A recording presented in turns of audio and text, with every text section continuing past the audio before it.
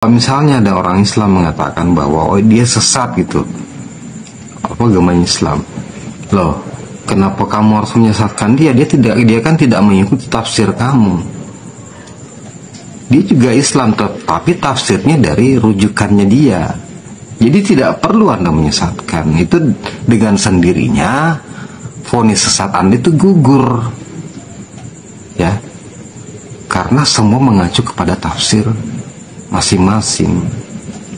Nah, disinilah kemudian akan muncul sebuah pertanyaan mendasar. Siapa sih sebenarnya yang punya otoritas tafsir? Kan begitu kan? Siapa yang sebenarnya punya otoritas tafsir? Ya. Ini mestinya yang harus kita tanyakan. Dengan berbagai banyak macam tafsir itu yang kemudian menyebabkan munculnya banyak aliran-aliran.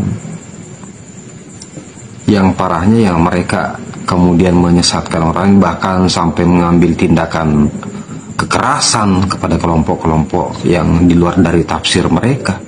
Padahal acuannya kepada tafsir, bukan kepada Quran itu sendiri. Hanya kepada tafsir saja. Iya kan?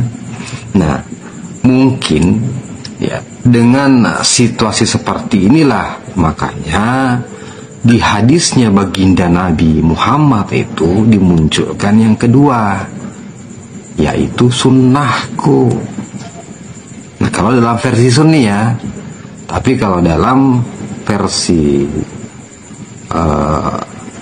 Syiah itu adalah itrah ahlul baitku. Nah, mungkin inilah yang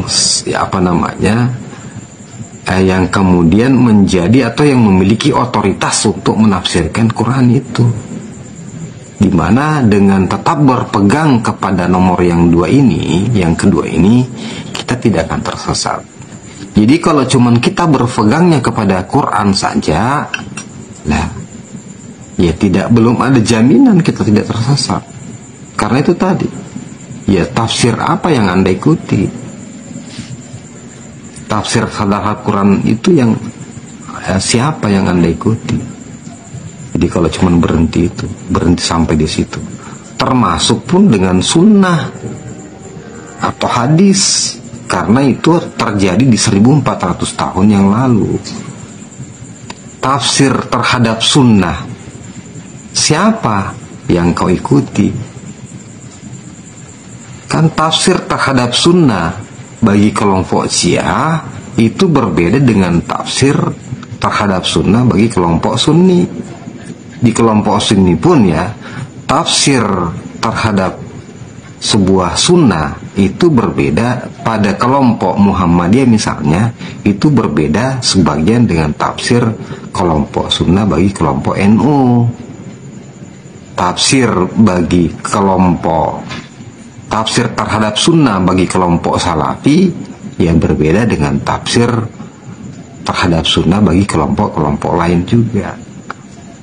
Jadi kalau misalnya Al-Quran dan sunnah, sementara Al-Quran dan sunnah itu membutuhkan penafsiran, berarti ya semestinya ya ini sekali lagi bahwa kita menggunakan nalar ya, kita menggunakan akal sehat.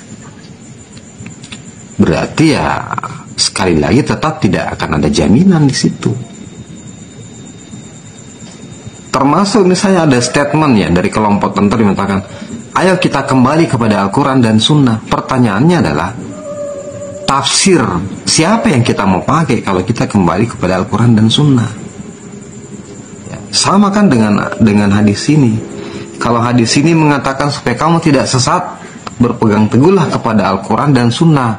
Pertanyaannya adalah, tafsir siapa yang kita mau gunakan? Ya.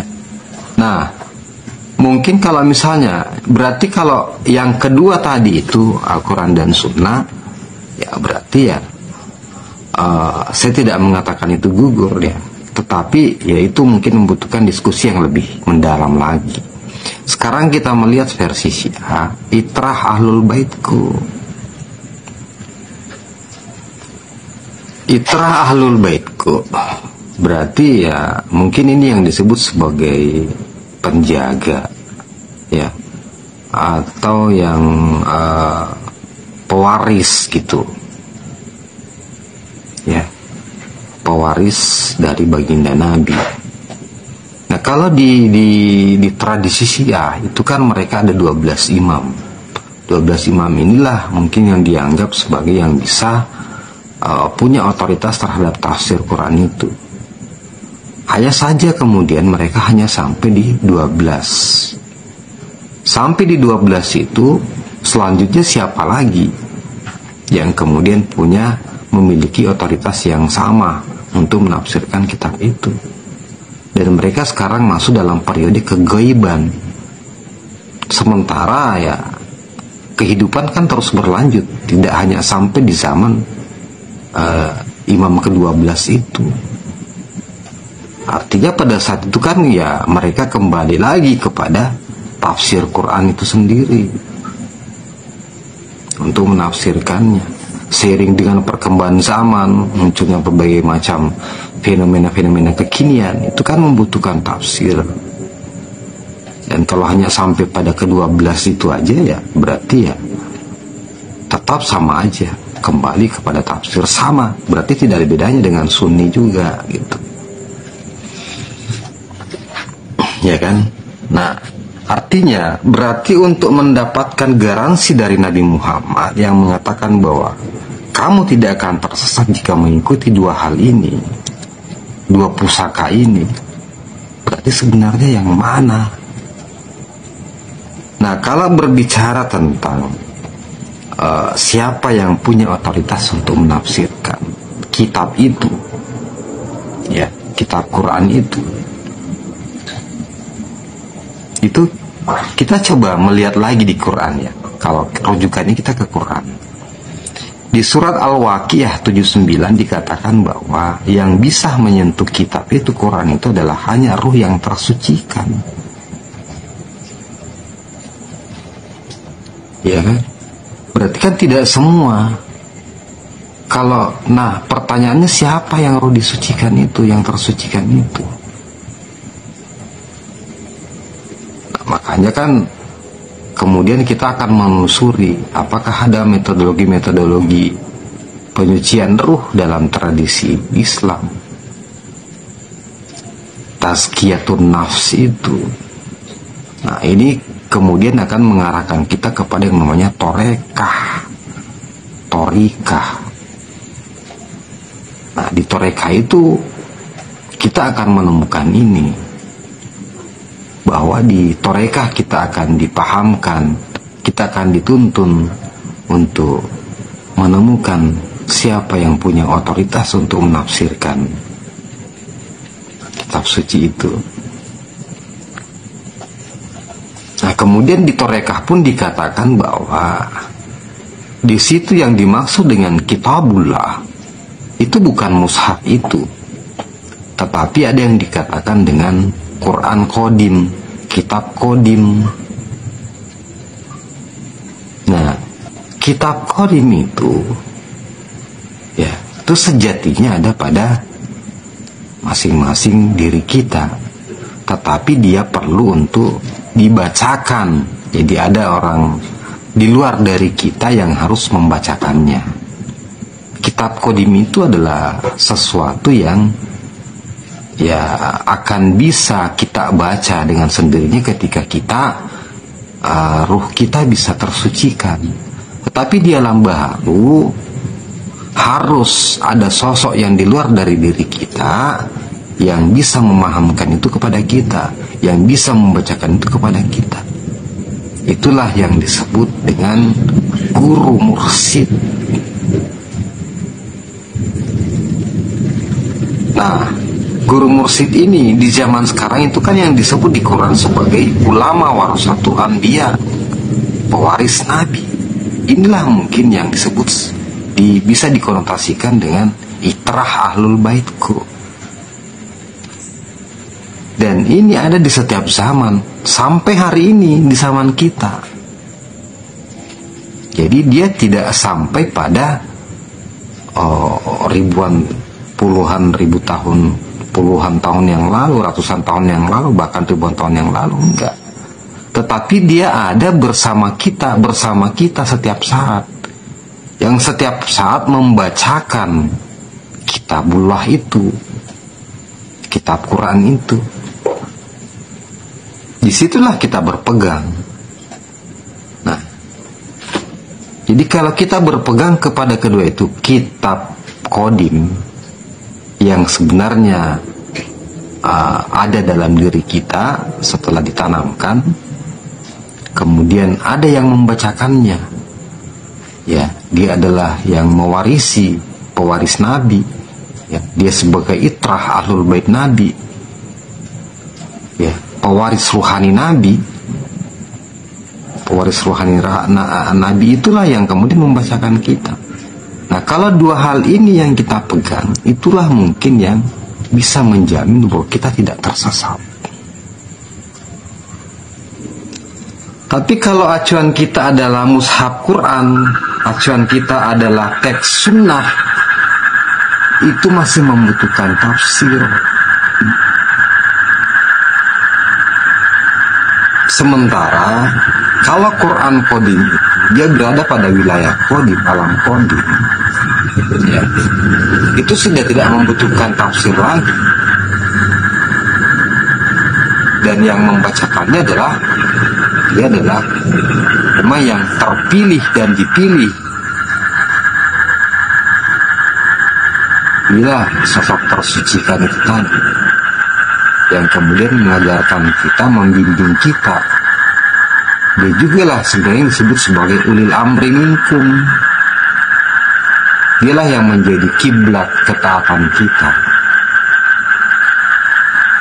Nah, inilah yang bisa menjamin bahwa kita tidak tersesat.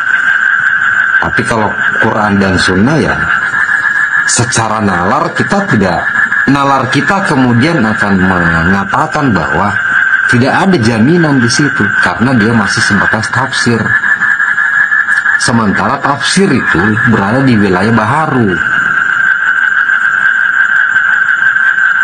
Ya, tetapi kalau dia di wilayah Qadim, dia sifatnya sudah baku di situ. Nah, makanya sebenarnya untuk bisa masuk kepada kitabullah itu, ya, untuk bisa membaca kitabullah itu, berpegang kepada kitabullah itu, yaitu kita harus masuk kepada kesadaran Qadim. Untuk masuk kepada kesadaran Qadim, kesadaran akhirat, kesadaran rohani kita harus diaktifasi. Nah, karena sebenarnya gini,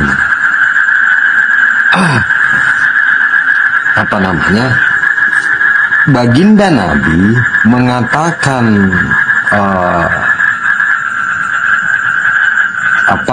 tentang hadis sekalian tadi itu adalah tentu kepada di dalam lingkarannya orang-orang yang sudah beriman, bukan di luar dari jamaahnya. Nah, jamaahnya itu semua adalah orang-orang yang sudah beriman, mereka yang sudah ditanamkan nur iman dan nur kitab, ya, mereka yang sudah berbayat gitu. Nah, makanya dikatakan kepada mereka, kalau kamu karena kan gini, ketika kita masuk aktivasi kita sudah diaktifasi, ya, rohani kita sudah diaktifasi, kita sudah berbayat, kita sudah menyandang gelar sebagai orang beriman.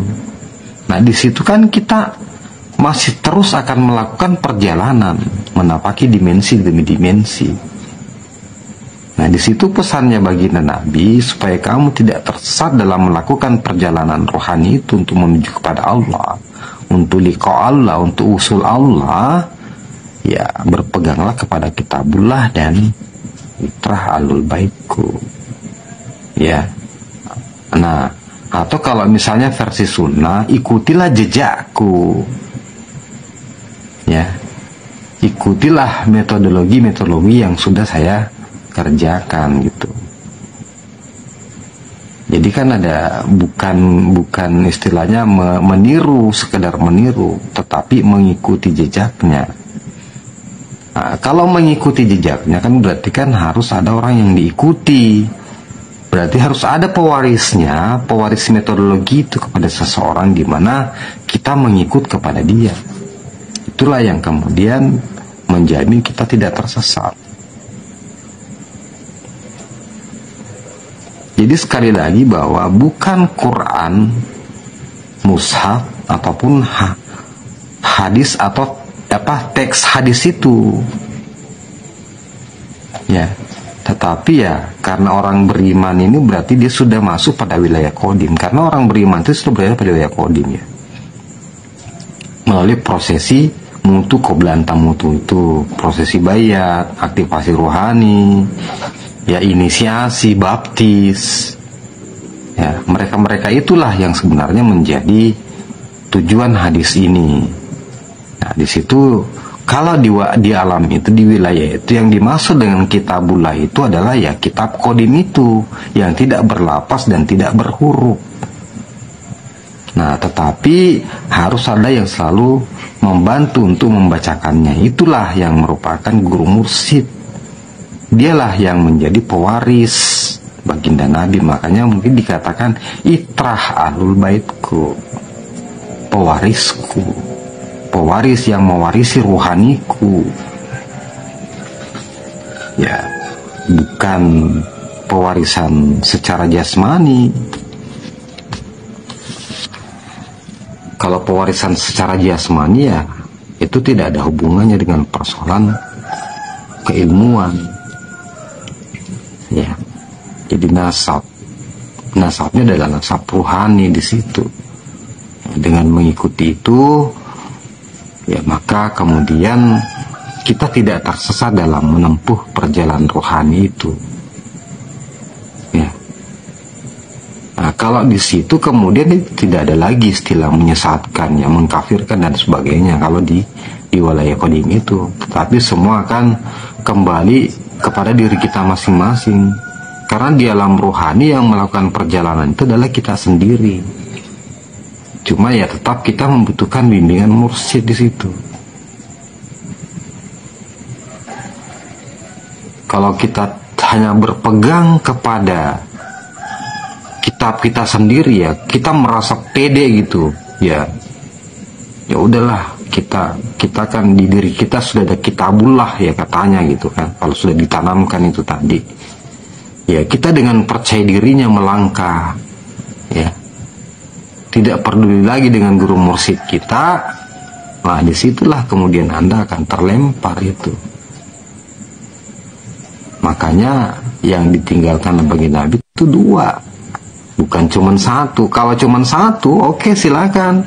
Setelah Anda dibayar, kemudian Anda meninggalkan semuanya gitu karena percaya diri sudah bisa membaca kitab sendiri, ya ternyata ya itu baginda Nabi mengatakan itu tidak ada jaminan di situ. Tapi yang dijamin adalah mereka berpegang kepada dua hal itu. Kitabullah yang ada di dalam diri kita, di kalbu kita, ya.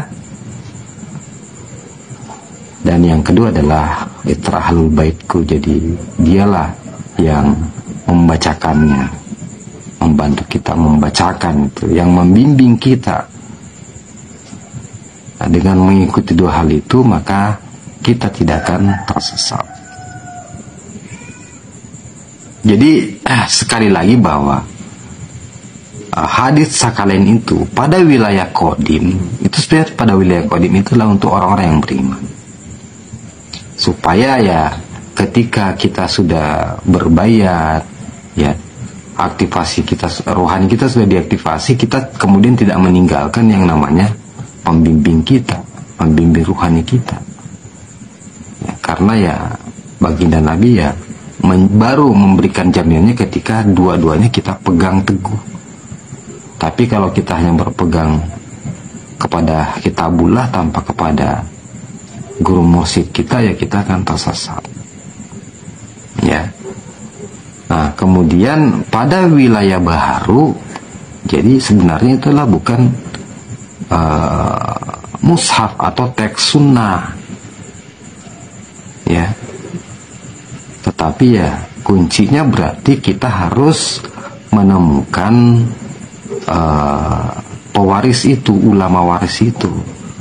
Dari ulama waris itulah kemudian rohani kita diaktifasi. Setelah diaktifasi barulah kita masuk kepada kesadaran kodimi dan kita mendapatkan kitab kita, kitab kodim kita. Kita bisa membacanya ya dengan bantuan guru mursyid itu. Ya.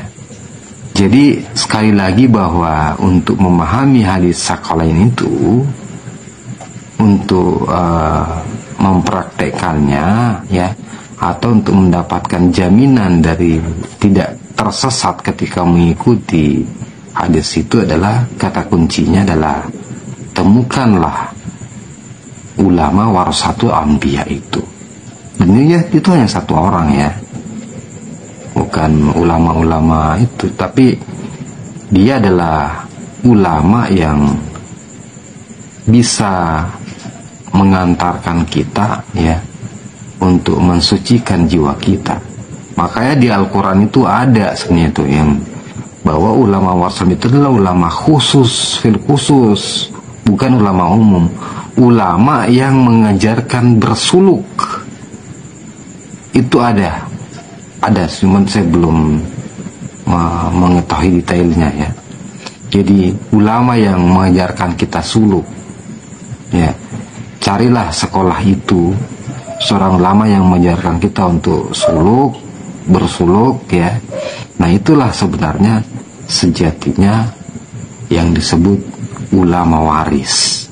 Nah, menemukan ulama waris itulah yang kemudian akan mengaktifasi rohani kita sehingga kita mendapatkan kitab, dan kita berpegang teguh kepada kitab itu dengan dibantu oleh guru pembimbing rohani kita yang senantiasa membacakannya untuk kita.